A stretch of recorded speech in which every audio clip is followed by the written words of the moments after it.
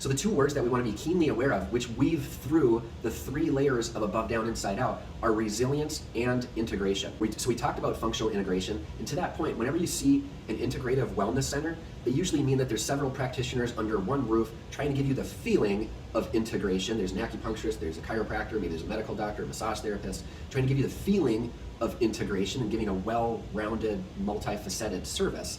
But integration is actually, according to the definition, an inside job. It's an above, down, inside out phenomenon based on the definition of integration. And the other one is resilience.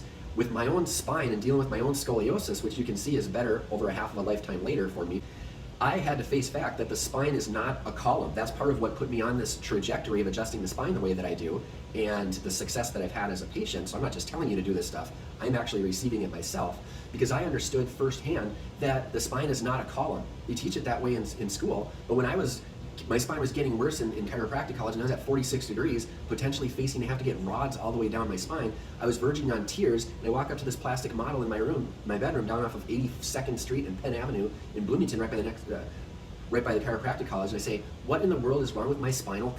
And I could not say column, because I realized over time that the spine is a tensegral structure. It's tension-based. It's like a suspensory bridge.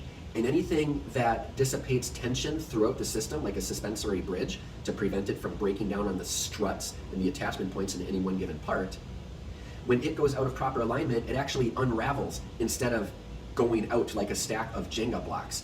And when the spine unravels, it actually unravels from the top because up here is structurally the weakest link. Think about it, you got all this mobility up here, but with extra mobility, there's less stability, which given the weight of the 13-pound bowling ball head sitting on top of everything, makes the margin of error way, way, way, way, way less. And therefore though, when this problem gets corrected, the hourglass effect of putting our eggs into that one basket and the potential wide, broad effects and benefits of that are not something so subtle, but in fact are profound for very, very many people. And so I want to ask you, who do you know that is taking multiple pain medications?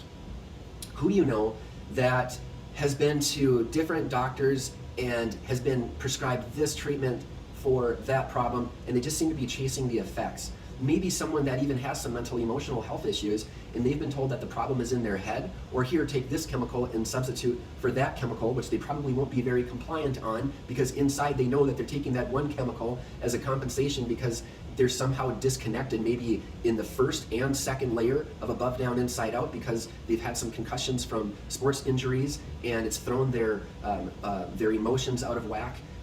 Maybe they're not thinking straight. Maybe they had some bad spiritual advice at some moment. You know, when I was young enough to sit next to my dad and I asked him, I said, what's heaven and hell like? And how do I know where I'm going? He says, look at the ceiling, Jim. He says, every time you mess up, the ceiling gets a little bit darker. And if you run out of white spots on the ceiling, then that's it. And that threw me into a doom loop of it goofed me up in the head. It made me emotionally insecure. I had physical symptoms. I knew that my heart rate, this would absolutely be diagnosed as obsessive compulsive disorder. Checking the locks, checking my equipment, checking over my assignments multiple times a day to make sure I didn't mess up, and asking my parents multiple times, is it gonna be all right? Is it gonna be all right? Is it gonna be all right? All because of this fear that God could pull out the trap door on me at any given moment. My dad didn't mention anything about God's mercy or forgiveness, and so I lived in fear like this unnecessarily for years.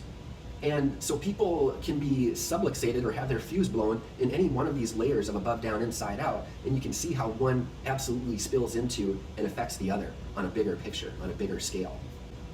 So what do we get though when we combine resilience and integration? Well, what I think we get is an emotion called joy. Joy is the most sustainable of emotions. It's way more sustainable than happiness because it doesn't require as much of a dopamine rush.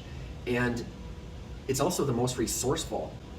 It helps us to take setbacks and to see them as being stepping stones and ways to improve our perseverance and our patience and work closer to that ideal, that invisible, intangible, yet undeniable thing that makes life meaningful.